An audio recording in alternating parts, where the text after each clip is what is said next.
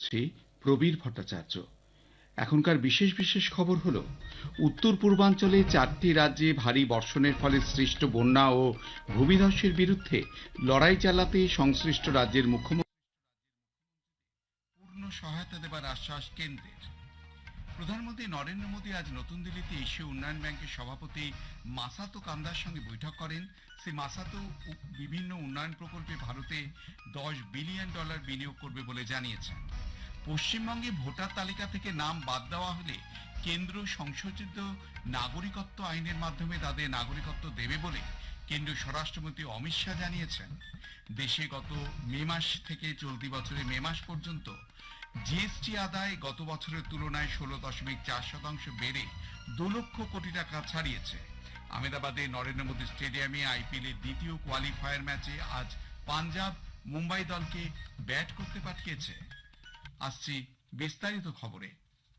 কেন্দ্রীয় স্বরাষ্ট্রমন্ত্রী অমিত শাহ উত্তর পূর্বাঞ্চলে 4টি রাজ্য আসাম, মণিপুর, সিকিম এবং অরুণাচল প্রদেশের মুখ্যমন্ত্রীদের সঙ্গে যোগাযোগ করে ভারী বর্ষণের ফলে সৃষ্ট ভয়াবহ বন্যা ও ভূমিধসের বিরুদ্ধে লড়াই করার জন্য এই অঞ্চলকে পূর্ণ সহায়তা করার আশ্বাস দিয়েছেন।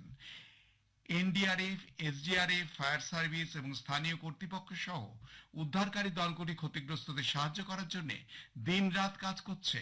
আরও বৃষ্টিপাতের সম্ভাবনা থাকায় সংশ্লিষ্ট কর্মীরা উচ্চ সতর্কতা অবলম্বন করছেন এবং ক্ষয়ক্ষতি কমাতে এবং ত্রাণ সরবরাহের জন্য প্রচেষ্টা চালিয়ে যাচ্ছেন।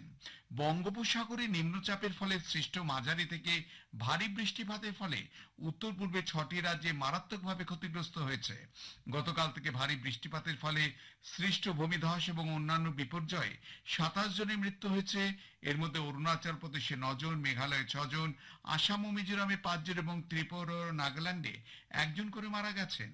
আবহাওয়া বিভাগ আগামী 7 দিন ধরে উত্তর পূর্ব ভারতে ভারী বৃষ্টিপাতের পূর্বাভাস দিয়েছে। এদিকে আজ সন্ধ্যা থেকে জাতীয় রাজধানীর বেশ কয়েকটি অংশে বৃষ্টিপাত হওয়ায় তাপমাত্রা খানিকটা কমে যাওয়ায় স্বস্তি এসেছে। আবহাওয়া বিভাগ বুধবার পর্যন্ত বজ্র বিদ্যুৎ সহ ঝড় ও ভারী বৃষ্টিপাতের পূর্বাভাস দিয়েছে। প্রধানমন্ত্রী নরেন্দ্র মোদী আজ নতুন দিল্লিতে এশীয় উন্নয়ন ব্যাংকের সভাপতি মাসাতো কান্ডার সঙ্গে সাক্ষাৎ করেন। সামাজিক মাধ্যমে প্রধানমন্ত্রী বলেন যে গত দশকে ভারতের দ্রুত রূপান্তর অগণিত মানুষকে ক্ষমতায়িত করেছে এবং এই যাত্রায় আরো গতি যোগ করার জন্য দেশ কাজ করে চলেছে। মাসাতো কান্দা জানিয়েছেন যে এডিবি আগামী 5 বছরে পৌর পরিকাঠামো উন্নয়ন, মেট্রো নেটওয়ার্ক সম্প্রসারণ, নতুন আঞ্চলিক দ্রুত পরিবহন ব্যবস্থা করিডোর নির্মাণ এবং নগর পরিষেবার আধুনিকীকরণে $10 বিলিয়ন বিনিয়োগ করবে। পশ্চিমবঙ্গে ভোটার তালিকা থেকে নাম বাদ দেওয়া হলে কেন্দ্রীয় সরকার সংশোধিত নাগরিকত্ব আইনের মাধ্যমে তাদের নাগরিকত্ব দেবে। কলকাতায় আজ এক অনুষ্ঠানে বর্ষিয়ান বিজেপি নেতা ও কেন্দ্রীয় স্বরাষ্ট্রমন্ত্রী অমিত শাহ জানিয়েছেন, এ রাজ্যে বহু হিন্দু ভোটারের নাম তালিকা থেকে বাদ দেওয়ার চক্রান্ত চলছে। বাদ যাওয়া ভোটারদের নাম কেন্দ্রের কাছে পাঠালে সংশোধিত নাগরিকত্ব আইনের মাধ্যমে তাদের দেশের নাগরিকত্ব দেওয়া হবে। सारे हिंदू शरणार्थियों को मतदाता सूची से काटने का नोटिस मिल रहा है। मैंने शांतनु जी को कहा है, डरिए मत, जिसको नोटिस मिले सीए का एप्लीकेशन करा दे, मैं उनको नागरिकता देने का काम करूंगा। কেন্দ্রীয় স্বরাষ্ট্রমন্ত্রী অভিযোগ করেন যে রাজ্য সরকারের পৃষ্ঠপোষকতায় মুর্শিদাবাদে সাম্প্রদায়িক ঘটনা ঘটেছে। শাসক দলের নেতারা এই ঘটনায় প্ররোচনা দিয়েছেন। তিনি অভিযোগ করেন রোহিঙ্গা অনুপ্রবেশকারীরা মুখ্যমন্ত্রী ভোট ব্যাংক, তাই মুখ্যমন্ত্রী অনুপ্রবেশের জন্য সীমান্ত এলাকা উন্মুক্ত রেখেছেন। কাঁটাতার দেওয়ার জন্য বিএসএফ কে জমি দেননি। নিজের ভোট ব্যাংককে সন্তুষ্ট করতে তিনি সংশোধিত ওয়াকফ আইনের বিরোধিতা করেছেন। हमने आपसे भूमि मांगी है, पूरी भूमि दे दो, बाढ़ को समाप्त हो जाने दो, एक परिंदा भी पैर नहीं मार पाएगा। आप जानबूझकर बॉर्डर पर भूमि नहीं देते हो क्योंकि घुसपैठ चलती रहे, आपकी वोट बैंक बढ़ती रहे। শ্রী শাহ অভিযোগ করেন মুখ্যমন্ত্রী তোষণের রাজনীতি সব সীমারেখা অতিক্রম করেছে, তাই তিনি অপারেশন সিঁদুরের বিরোধিতা করেছেন। তিনি আরো বলেন বামফ্রন্ট সরকারের অপশাসনের বিরুদ্ধে মা মাটি মানুষের স্লোগান দিয়ে ক্ষমতায় এসে মমতা ব্যানার্জি এই রাজ্যকে হিংসা দুর্নীতির কেন্দ্রে পরিণত করেছেন। সব রাজ্যে ভোটে হিংসা বন্ধ হলেও এ রাজ্যে ভোটের সময় হিংসায় মানুষ নিহত হয়। মমতা ব্যানার্জির শাসনে রাজ্যে এসএসসি, 100 দিনের কাজ, আবাস যোজনা, রেশন সহ সব ক্ষেত্রে দুর্নীতি হয়েছে। প্রধানমন্ত্রী বাংলার উন্নয়নে একাধিক কাজ করছেন। অন্যদিকে কেন্দ্রের পাঠানো অর্থ সাধারণ মানুষের কাছে যাওয়ার পরিবর্তে শাসক দলের সিন্ডিকেটের কাছে চলে গেছে। উল্লেখ্য, একদিনের সফরে গত রাতেই স্বরাষ্ট্রমন্ত্রী কলকাতা এসেছেন। আজ নিউ টাউনে এক অনুষ্ঠানে যোগ দেওয়ার পর সিমলা স্ট্রিটে বিবেকানন্দের পৈতৃক আবাসে যান তিনি। আজই তিনি নতুন দিল্লি ফিরে যাচ্ছেন। দেশে গত মে মাস থেকে চলতি বছরে মে মাস পর্যন্ত পণ্য পরিষেবা কর জিএসটি বাবদ আদায় 2 লক্ষ কোটি টাকা ছাড়িয়েছে। কেন্দ্রীয় অর্থ মন্ত্রক থেকে প্রকাশিত তথ্য অনুযায়ী চলতি বছরে মে মাস পর্যন্ত জিএসটি 2.01 লক্ষ কোটি টাকা সংগ্রহ হয়েছে। 2024 সালের তুলনায় এবছরের আদায় 16.4% বেশি। গত বছরে এই সময় তা ছিল 1.72 লক্ষ কোটি টাকা।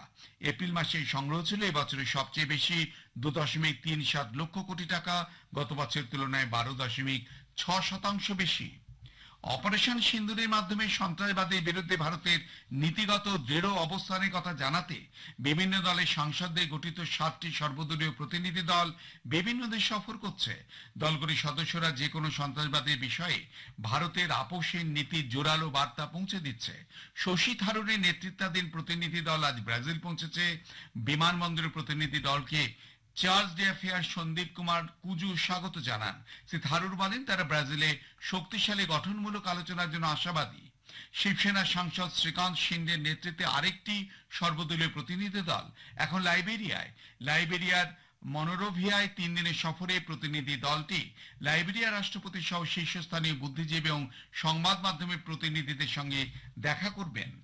কেন্দ্রীয় শিল্প বাণিজ্য মন্ত্রী পীযূষ গোয়েল আজ থেকে তার 3 দিনের ফ্রান্স সফর শুরু করেছেন।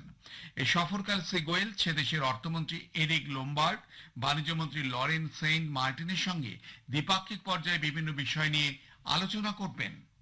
পেট্রোলজাত তেল বিপণন সংস্থাগুলি আজ থেকে তাদের বাণিজ্যিক গ্যাস সিলিন্ডারের দাম 24 টাকা করে কমিয়েছে। দিল্লিতে বাণিজ্যিক কাজে ব্যবহৃত সিলিন্ডারের দাম হবে 1723 টাকা 50 পয়সা। তবে বাড়িতে ব্যবহৃত রান্নার গ্যাসের দাম অপরিবর্তিত থাকছে। এবছরের এপ্রিল মাসে রান্নার গ্যাসের দাম সিলিন্ডার পিছু 41 টাকা কমানো হয়েছিল। খবর শুনছেন আকাশবাণী থেকে। আমাদের সংবাদ শোনা যাবে ইউটিউব চ্যানেল আকাশবাণী সংবাদ বাংলা, ফেসবুক ও ইনস্টাগ্রাম আকাশবাণী সংবাদ কলকাতা এবং এক্স হ্যান্ডেল AR নিউজ কলকাতাতে। বাংলাদেশের আন্তর্জাতিক অপরাধ ট্রাইব্যুনাল আজ প্রাক্তন প্রধানমন্ত্রী শেখ হাসিনা এবং প্রাক্তন স্বরাষ্ট্রমন্ত্রী আসাদুজ্জামান খান কামালের বিরুদ্ধে মানবতা বিরোধী অপরাধের দায়ে গ্রেপ্তারি পরোয়ানা জারি করেছে। বিচারপতি গোলাম মার্তুজার নেতৃত্বাধীন 3 সদস্যের এক বেঞ্চ তাদের বিরুদ্ধে আনা অভিযোগগুলি গ্রহণ করে এই নির্দেশ দেন। এছাড়াও বাংলাদেশ পুলিশের প্রাক্তন মহানির্দেশক আব্দুল্লাহ আল মামুনের বিরুদ্ধে গ্রেপ্তারি পরোয়ানা জারি করা হয়েছে। ইউক্রেন আজ একটি বড় রকমের ড্রোন হামলা চালিয়ে 40টিরও বেশি রুশ সামরিক বিমানকে লক্ষ্য করে হামলা চালিয়েছে। সংবাদ মাধ্যম সূত্রে খবর অনুযায়ী ইউক্রেনের অভ্যন্তরীণ নিরাপত্তা সংস্থার কর্মকর্তারা দাবি করেছেন যে ইউক্রেনীয় বাহিনী রুশ বিমানগুলিকে আঘাত করেছে, যার মধ্যে TU-95, TU-22 বোমারি বিমানও রয়েছে। এই বিমানগুলি ইউক্রেনে দূরপাল্লার ক্ষেপণাস্ত্র নিক্ষেপের জন্য মোতায়েন করা হয়েছিল বলেই সূত্রের খবর। আহমেদাবাদে নরেন্দ্র মোদী স্টেডিয়ামে আজ IPL এর দ্বিতীয় কোয়ালিফায়ার ম্যাচে পাঞ্জাব কিংস মুম্বাই ইন্ডিয়ান্সের মুখোমুখি হয়েছে। টসে জিতে পাঞ্জাব মুম্বাইকে ব্যাট করতে পাঠিয়েছে। এই ম্যাচে জয়ী দল মঙ্গলবার ফাইনালে রয়্যাল চ্যালেঞ্জার্স বেঙ্গালুরুর বিরুদ্ধে খেলবে। উল্লেখ্য, রয়্যাল চ্যালেঞ্জার্স বেঙ্গালুরুর প্রথম কোয়ালিফায়ার ম্যাচে পাঞ্জাব কিংসকে হারিয়ে প্রথম দল হিসেবে ফাইনালে পৌঁছায়। তবে বৃষ্টির জন্য খেলা এখনো শুরু হতে পারেনি। শেষ করবার আগে খবরের বিশেষ কিছু অংশ আরো একবার। উত্তর পূর্বাঞ্চলে 4টি রাজ্যে ভারী বর্ষণের ফলে সৃষ্ট বন্যা ও ভূমিধসের বিরুদ্ধে লড়াই চালাতে সংশ্লিষ্ট রাজ্যের মুখ্যমন্ত্রীদের পূর্ণ সহায়তা দেবার আশ্বাস কেন্দ্রের। প্রধানমন্ত্রী নরেন্দ্র মোদী আজ নতুন দিল্লিতে এশীয় উন্নয়ন ব্যাংকের সভাপতি মাসাতো কান্ডার সঙ্গে বৈঠক করেছেন। সেই মাসাতো বিভিন্ন উন্নয়ন প্রকল্পে ভারতে $10 বিলিয়ন বিনিয়োগ করবে বলে জানিয়েছেন। পশ্চিমবঙ্গে ভোটার তালিকা থেকে নাম বাদ দেওয়া হলে কেন্দ্র সংশোধিত নাগরিকত্ব আইনের মাধ্যমে তাদের নাগরিকত্ব দেবে বলে কেন্দ্রীয় স্বরাষ্ট্রমন্ত্রী অমিত শাহ জানিয়েছেন। দেশে গত মে মাসে চলতি বছরের মে মাস পর্যন্ত জিএসটি আদায় গত বছরের তুলনায় 16.4% বেড়ে 2 লক্ষ কোটি টাকা ছাড়িয়েছে। খবর শেষ হলো। পরবর্তী খবর স্থানীয় সংবাদ 7টা 50 মিনিটে।